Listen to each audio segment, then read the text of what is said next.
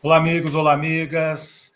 Sejam todos muito bem-vindos para mais um encontro de partilhas, estudos, troca de experiências, de conhecimentos, de emoções, de sentimentos, de forças entre os amigos do meio ambiente da vida. Nós prosseguimos nosso trabalho imparável de estudos, de conscientização, de sensibilização a respeito dos temas que envolvem a natureza, a biodiversidade, a saúde, o bem-estar de todas as criaturas deste planeta, não é? Seguimos aqui estudando a obra de André Trigueiro, no seu capítulo 19, que trata sobre um planeta vivo. Ele faz uma pergunta. Isso é muito emblemático. Deixa eu antes explicar a todos que, por problemas técnicos, o encontro foi ontem, com uma presença massiva de amigos e amigas da Europa, do Brasil, rico, muito rico em interações, em contribuições de todos, e, infelizmente, por motivos técnicos, não pôde ser gravado. Então, estamos aqui a fazer novamente a apresentação para que fique registrado, então, e possamos compartilhar, discutir, refletir a respeito. Vamos lá.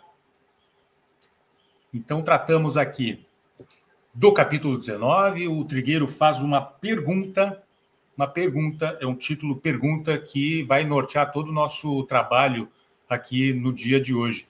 Um planeta vivo? E a resposta parece cada vez mais óbvia, não é? Nós trazemos aqui uma colaboração do Espírito Nina, da obra Escultores de Almas, onde diz que o Sol, por amor, sustenta os mundos de nossa família planetária, sem esquecer-se de oscular a pétala da rosa perdida no vale anônimo e correntemente desamparado. Desamparado por quem, não é? Eu pergunto aqui, por nós humanos que estamos a cometer os crimes que estamos cometendo contra o meio ambiente? Enfim. Segue a Nina. Por saberem amar as flores em silêncio, refazem a beleza da terra, quando os nossos irmãos infelizes aniquilam a natureza com os instrumentos da separação. Nós aqui no Grupo Amave, nas palestras aí por esse mundo, temos falado muito sobre a questão da separatividade, os instrumentos da separação.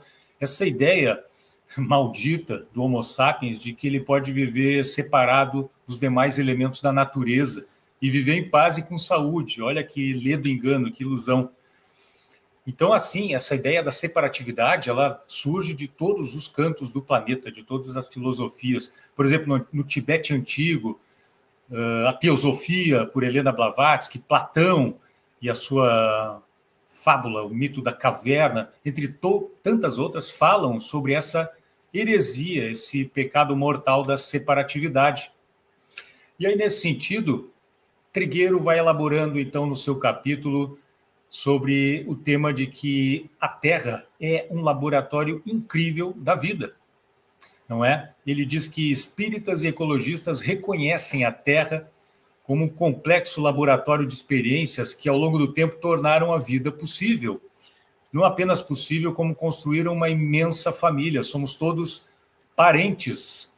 E, para ilustrar isso, eu trago aqui imagens de uma aula, um curso chamado Colapso Ecológico, do professor Alexandre, que está à disposição no YouTube. Quem desejar acompanhar, são 16 aulas, assim, maravilhosas do professor Alexandre sobre a vida, sobre ecologia, sobre biodiversidade, sobre cidadania, não é? Que precisamos exercer de forma plena em nome da paz de todo o planeta. Então ele fala, somos todos parentes, ele elabora aqui, ele vai construindo um raciocínio em cima de uma árvore da vida, começando aqui por nós, Homo sapiens, num galho lá pequenininho dessa grande árvore da vida, vai retrocedendo no tempo, retrocedendo milhões de anos no passado, até chegar aos nossos parentes mais distantes. E aqui eu apresento a vocês o próprio professor, que traz aqui a ideia de que nós somos todos parentes, somos todos primos, vejam só isso. De fato, tecnicamente, todos primos. Não apenas somos parentes, somos tecnicamente primos, né? Porque se nós temos os mesmos pais, somos irmãos. Mas se nós temos os mesmos avós, somos primos.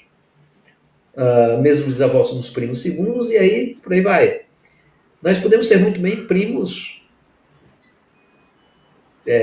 no milionésimo, bilionésimo grau com toda e qualquer criatura viva à base de DNA que você porventura possa imaginar. Então, professor Alexandre, é muito claro, somos todos parentes, somos todos primos nessa grande árvore da vida. O que faz, então, do nosso planeta, respondendo à pergunta a título do capítulo do Trigueiro, um planeta vivo? Sim, um planeta muito vivo e formado por familiares, parentes, todos interligados uns com os outros. E isso deveria nos ensinar, não é? Muita coisa a respeito da nossa relação e da urgente reconfiguração das nossas relações para com a natureza, o envolvimento, o comprometimento com todos os reinos da vida, mineral, vegetal, animal, colocar as mãos na terra, reconectar, abraçar as árvores, abraçar os animais, sem priorizações, de um lado os pets abraçáveis, de outro lado os rebanhos nada abraçáveis, pelo contrário, objetificáveis pelo homem e por aí vai. Isso nos ensina muito, muito mesmo. E nos mostra o porquê que estamos no estado que estamos hoje, não é? Indo adiante aqui, o Trigueiro faz, e ele faz isso nas palestras dele, de forma magistral, com a oratória maravilhosa que ele tem, ele diz o seguinte: tomemos os 6 dias da semana como se fossem a idade do planeta, 4,5 bilhões de anos. Sendo assim, a Terra nasceu numa segunda-feira, às 0 hora. A Terra formou-se, todo aquele movimento incrível do planeta, aquela bola de fogo viva, formou-se na segunda, na terça e na quarta até o meio-dia. Então a vida efetivamente começa na quarta-feira, às 12 horas, e desenvolve-se em toda a sua beleza durante os 4 dias seguintes. Veja que já estamos na quarta-feira, ou seja, aqui na altura mais ou menos de 3,8 bilhões de anos de idade do planeta. Só às 4 horas da tarde de domingo é que os grandes répteis aparecem. 5 horas mais tarde, às 9 da noite, quando as sequoias, que árvores maravilhosas, meu Deus, quando as sequoias brotam da terra, os grandes répteis desaparecem. Pode ser o tal do asteroide que atingiu a Terra, não é? E que provocou a aniquilação dos grandes répteis. O homem surge 3 minutos antes da meia-noite do domingo. 3 minutinhos antes, ontem, na linha do tempo. A 1/4 de segundo da meia-noite, antes da meia-noite, Cristo nasce no planeta Terra. A 1/40 de segundo antes da meia-noite, inicia-se a Revolução Industrial, que tanto bem nos trouxe, não podemos negar, mas que foi a semente de algo bastante problemático, de crises bastante problemáticas que se desdobram até esse século XXI, até esse ano de 2025. Agora é meia-noite de domingo, estamos rodeados por pessoas que acreditam que aquilo que fazem a 1/40 de segundo pode durar indefinidamente, ou seja, todo estrago que estamos promovendo no planeta a 1/40 de segundo, há poucos anos, pode continuar durando na linha do tempo, conosco explorando os recursos finitos do planeta, extinguindo espécies, causando dor, sofrimento, problemas graves à saúde física, mental, emocional, espiritual, de humanos e não humanos, de seres inanimados, rios, mares, lagos, montanhas, enfim, toda sorte de filhos de Deus no planeta. Um grande e lamentável equívoco. Quem traz isso, essa história muito bem posta, é o ecologista americano David Brower. E ele usava muito nas suas palestras um provérbio africano interessantíssimo, que diz o seguinte: nós não herdamos o planeta Terra de nossos ancestrais, nós estamos tomando emprestado dos nossos filhos, dos nossos netos, bisnetos, das nossas crianças. E é um empréstimo a juros altíssimos, a juros de agiota, que nós estamos tomando, e Empréstimos estes que, do jeito que anda a coisa, não vão render nenhum fruto positivo para a vida na Terra. E aqui está o autor dessa comparação, Mr. Brouwer, ecologista norte-americano. Diz o Trigueiro que o Brouwer demonstra como a espécie humana, apesar de ser uma das últimas formas de vida, chegou a 40º de segundo antes da meia-noite, uma das últimas formas de vida a se manifestar na Terra, já representa uma ameaça real a si própria, às outras espécies e ao mundo que a acolhe. Só isso, só essa história do David Brouwer já é mais do que suficiente para acordar sem pré-julgamento, sem nada de pejorativo, mas para acordar os ignorantes, os inconscientes, acordar os indiferentes, os inativos, aqueles que estão dormindo demais, enquanto a vida vai passando, enquanto o fogo vai incendiando as florestas, não é? E exterminando espécies. Só isso aqui já bastaria, mas é preciso muito mais. Por isso que existe o Amável, Amigos do Meio Ambiente da Vida, por isso que existem outras milhares, centenas de milhares de iniciativas ao redor do mundo. Então, nesse sentido, a Terra seria mesmo um super-organismo vivo? Parece que não há mais nenhuma dúvida a respeito disso, não é? A Terra seria um Gaia, aquela deusa da mitologia? Pois então, o cientista britânico James Lovelock, ele concebeu a hipótese de Gaia. E ele fundamenta-se com muita força nesse sentido. Embora existam algumas controvérsias, enfim, que não é bem assim e tal, mas olha, francamente, eu pessoalmente acredito nessa hipótese, combinada com outras tantas. Por exemplo, a primeira evidência, a temperatura média ficou inalterada nos últimos quase 4 bilhões de anos, apesar de a radiação solar sobre a Terra ter aumentado nesse período quase 30%. Como é que o planeta conseguiu isso? Como é que Gaia conseguiu? Então, James Lovelock, ele ficou encantado com a percepção dele de que existe uma perfeição e um equilíbrio dos elementos da natureza no planeta Terra. E existe. Por exemplo, a salinidade dos oceanos está na medida certa, 6%, perfeita para a vida marinha. O oxigênio está na quantidade certa na atmosfera. Abaixo de 15%, nada queimaria. Acima de 25%, por exemplo, a combustão seria instantânea e os incêndios pelo planeta seriam devastadores. Então, assim, Gaia, que é a deusa da terra na mitologia grega, inspirou James Lovelock a criar sua teoria.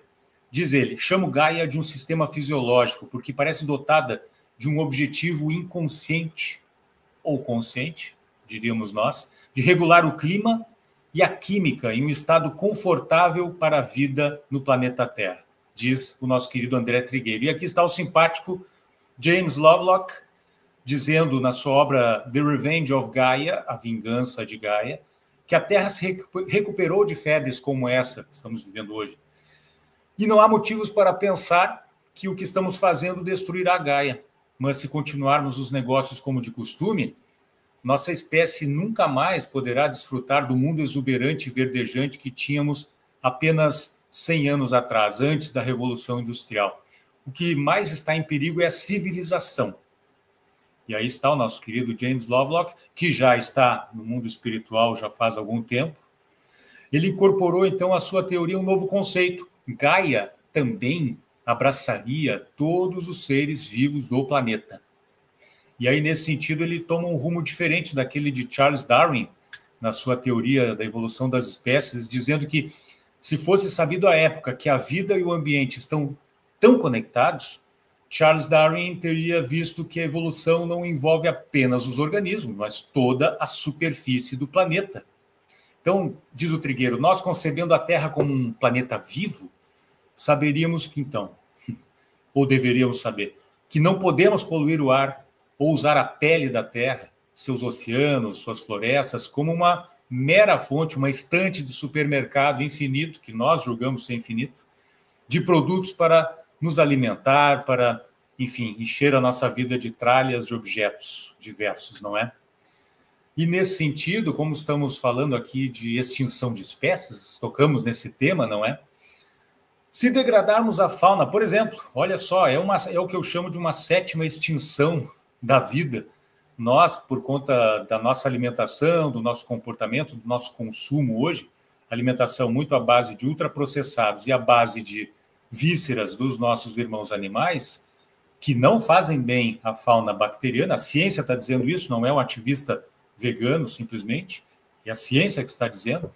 Se degradarmos a fauna bacteriana em nosso sistema digestivo, nós vamos ter seríssimos problemas. Estamos tendo. Olha a incidência de câncer, de cancro, de intestinal e toda sorte de cancros, de cânceres do sistema digestivo. E tem mais, isso diz respeito à nossa saúde mental e emocional, porque a fauna bacteriana é responsável pela produção de endorfinas e outras substâncias responsáveis pelo combate direto à depressão. E nós sabemos, existem 1 bilhão de pessoas no planeta hoje sofrendo toda a sorte de transtornos emocionais. E não é difícil de imaginar. Por exemplo, se parássemos de comer carne e alimentássemos o nosso corpo com uma dieta à base de plantas, obviamente, naturalmente, diretamente, estaríamos trabalhando pelo planeta e por nós mesmos, pela biodiversidade, pela manutenção das florestas e por nós mesmos. Então, essa é a 7ª extinção que eu costumo dizer que estamos executando no momento, a extinção da nossa própria fauna bacteriana. E isso conecta-se com o planeta vivo.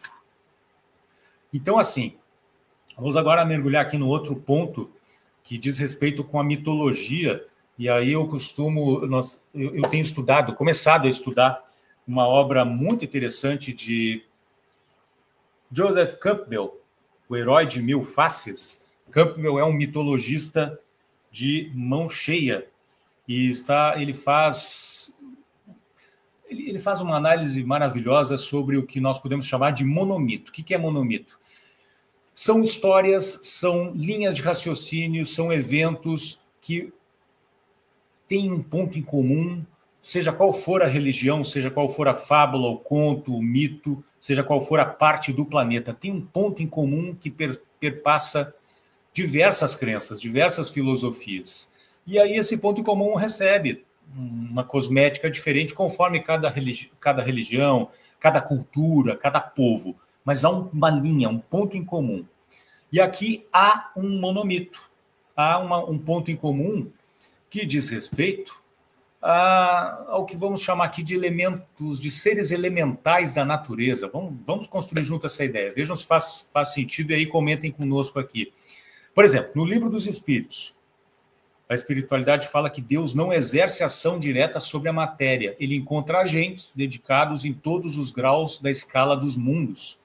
Esses espíritos presidem aos fenômenos e os dirigem de acordo com as atribuições que têm. Ou seja, Deus não age diretamente, mas ele conta conosco, conta com espíritos, conta com todos os seres para essa ação sobre a matéria. E aí Carlos Torres Pastorino, mesmo autor de Minutos de Sabedoria, o clássico, na obra Técnica da Mediunidade, ele complementa espíritos elementais divididos desde a antiguidade de acordo com os elementos. Gnomos da terra, ondinas da água, silfos do ar e salamandras do fogo. E outros tantos seres são citados por Pastorino. Fadas, duendes, sátiros, faunos, silvanos, anões, elfos e por aí vai. Ele fala sobre isso, ele elabora sobre isso. E aí eu me pergunto aqui, pergunto a vocês, a natureza ou Gaia tem os seus auxiliares nesse mundo dos seres elementais? Vamos juntos aqui elaborar essa ideia. O Pastorino, falando sobre esses seres, diz que eles não encarnam como homens ainda, possuem forças psíquicas e espirituais, não usam a palavra como expressão de seus pensamentos, mas movimentam-se aí pela natureza. Costumam manifestar-se muito, diz ele, nas sessões de Umbanda e Quimbanda, e podem obedecer a ordens, a orientações de criaturas treinadas, que podem ser boas, que podem ser más. E assim eles podem operar o bem ou o mal, que eles ainda não distinguem. Eles são muito primitivos, não é uma palavra muito certa, mas eles ainda não têm esse raciocínio do reino hominal. Fala o Pastorino, as ideias que ele apresenta. Então, assim, existe uma outra obra, que eu também recomendo muito, de Jorge Ángel Livraga, ele é espanhol, chamada Os Espíritos Elementais da natureza. Ele é um filósofo, criador da Escola Filosófica Internacional Nova Acrópole. É uma mente poderosa. E ele trata dos espíritos elementais da natureza com propriedade. Ele acredita, de fato, que eles existem e elabora muito bem na sua obra essa ideia. Então, assim, é mais uma pessoa, mais uma fonte de sabedoria que fala sobre os seres elementais. Então, assim, no capítulo 8 de A Gênese, Kardec diz que por alma da Terra pode entender-se mais racionalmente a coletividade dos espíritos incumbidos da elaboração e da direção de seus elementos constitutivos. Espíritos incumbidos da direção e da elaboração. Deus exercendo a ação sobre a matéria através de vários espíritos. Pastorino fala dos elementais. O monomito espalhado pelo planeta traz dezenas, talvez centenas de histórias desses seres. A própria filosofia também traz isso. Então, assim, parece que existe algo. E aí fica a pergunta, alguém já teve um encontro dessa forma, um encontro diferente com seres assim na natureza? Eu mesmo, que não tenho mediunidade nenhuma, mediunidade zero, passeando por um santuário ecológico maravilhoso aqui em Guimarães, chamado Nossa Senhora da Penha, num ambiente muito parecido com este da foto, daqui a pouco, de repente, eu vejo um serzinho, cerca de...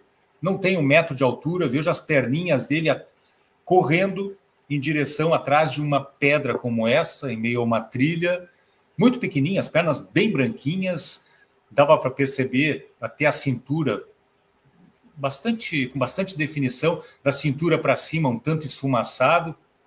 Opa, o que é isso?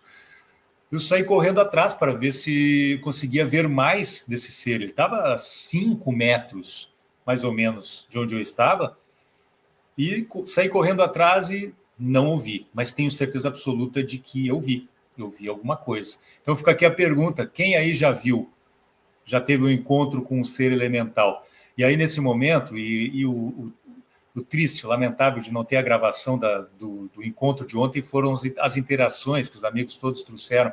Teve uma amiga, a Carla, que disse que não viu, nunca viu nenhum ser, mas que ela sente, e é verdade, sente-se algo diferente, uma presença diferente quando entramos num bosque, numa floresta, não é? Então, assim, nesse sentido, de uma forma ou de outra, espíritas e ecologistas reconhecem a existência de forças na natureza, de forças que atuam positivamente em defesa do planeta e da manutenção da vida. E aí eu trago aqui uma ideia, Portugal está a arder de novo, todo ano é a mesma coisa, assim como em outros países do mundo, arder em chamas, não é? E aí eu digo que, percorrendo por aí, como costumo percorrer, bicicleta, correndo, enfim, eu percebo como o solo está seco, pronto para o incêndio, não é? E a conclusão que eu chego é o seguinte, eu acredito que o cenário poderia ser ainda muito pior, em termos de incêndios, da devastação que estamos percebendo, e só não é pior porque, olha, francamente, é uma ideia que eu construo, só não é pior porque talvez essa ação indireta de Deus, essa ação dos seres elementais, de outras forças da natureza, impedem que o pior aconteça. Não sei, é uma ideia que eu vou construindo. Pela visão, né? De uma forma bastante empírica, pela experiência. Então, assim, amigos e amigas, quem mais perde com os danos que nós estamos impondo ao planeta nessa fase, nessa idade do antropoceno? Em última instância, é muito bom lembrar que o planeta é muito mais resistente do que nós. E os exemplos estão aí. Por exemplo, eu trago aqui uma foto da zona de exclusão de Chernobyl, na região da usina atômica que explodiu em 1986, devastando aquela área, e veja como a natureza vai tomando conta. O que era uma cidade, hoje totalmente abandonada, é uma região, é um bosque, uma floresta verdejante, muito bonita, embora os índices de radiação lá permaneçam muito altos. Aqui na França, aqui perto na França, a região de Verdun, ela foi devastada na Primeira Guerra Mundial, totalmente devastada, e hoje, mais de 100 anos depois, a natureza está lá, existem trilhas, é um parque maravilhoso, um santuário do reino vegetal e animal que reagiu, a natureza reagiu e se reconstruiu. Então, assim, na verdade, não é o planeta que precisa ser salvo, somos nós que precisamos ser salvos, somos nós que precisamos acordar do nosso sono, sair das camas, do nosso conforto, aonde vivemos, e tomarmos alguma atitude, trabalharmos, fazermos alguma coisa, por menor que seja, e sendo pequena, não terá menos valor, não terá, porque é o somatório do trabalho de todos que vai inverter o jogo, inverter a polaridade de destruição do planeta. E tudo isso porque somos apenas uma espécie aqui, somos 0,01% os humanos da vida no planeta. As plantas são 82%, bactérias são 13%, os demais tipos de vida são 5%, animais, enfim, de toda sorte. Então, assim, nós somos uma espécie muito pequenininha, apesar de sermos 8 bilhões de habitantes, em termos de espécie, somos nada nesse planeta. Então, nesse sentido, a Terra é capaz de, realmente, Gaia, não é, suportar enormes hecatombes, provocadas por nós, inclusive. E ela vai seguir em frente, o planeta seguirá. Quem não vai seguir em frente aqui somos nós, que estamos em... É a única espécie do planeta que trabalha pela autoextinção. Para resumir, é isso. Então, assim, por exemplo, na hipótese de um inverno nuclear, depois de uma guerra atômica, ainda assim haveria muitas formas, muitas espécies de vida que sobreviveriam. E a vida prosseguiria, de um jeito ou de outro. Então, a pergunta que fica, que o Trigueiro faz nessa obra é o planeta com esse nível de degradação que queremos deixar como legado da nossa passagem por aqui? Estamos fazendo o suficiente para evitar o pior? Pois é, fica a mensagem, a reflexão a todos nesse sentido. E para apoiar essa reflexão, vamos trazer aqui uma fala interessantíssima de Pedro Bial. Vamos colocar aqui para que possamos assistir, aonde ele faz uma reflexão importantíssima a respeito. Voz poderosa do Bial, que vai nos falar sobre nosso papel aqui nesse planeta. Vamos compartilhar aqui um vídeo do YouTube.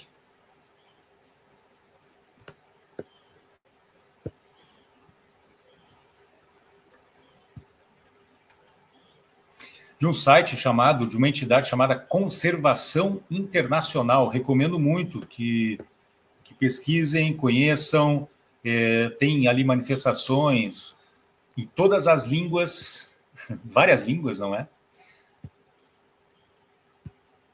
Em inglês, em espanhol, enfim. Julia Roberts, atores de Hollywood, engajados, fazem aí intervenções maravilhosas em nome da natureza. Vejamos aqui se... Ok, vamos lá.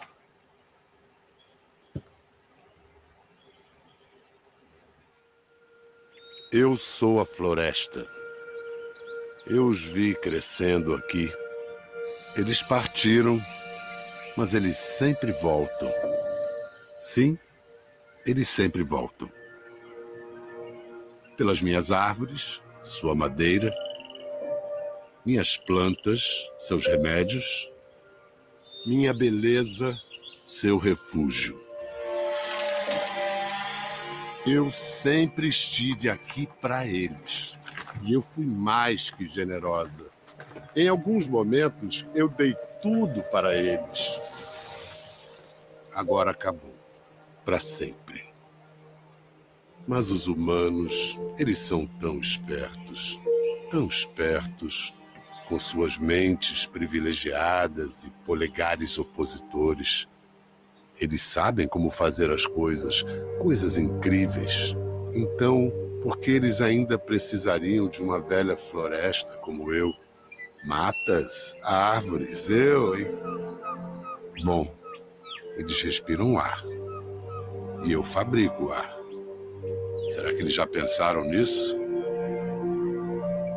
Humanos, tão espertos, eles vão dar um jeito. Humanos fabricando ar. Vai ser engraçado ver isso.